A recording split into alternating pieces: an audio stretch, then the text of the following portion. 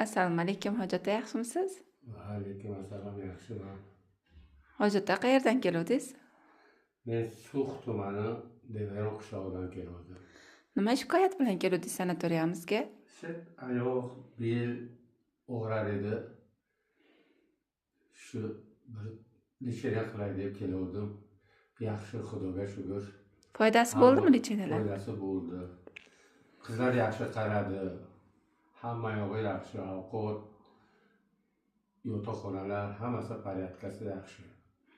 Dam oladiganlar bo'lsa, bemalol kelsa bo'laveradi. Bizni kuzatib turgan kuzatuvchilarimizga aytamiz, podpischiklarimizga hozir Ramazon oyiga 40% ga skidka qilganmiz. Sizdan ham shunaqa oldimmi, Hojatda? 200 mingdan qilib qo'ydik. Har bir xonamiz elektroforez, darseval, parafin, massaj, mineral suvli vanna, hamma lechenalar ichida. Iftorlik bizdan.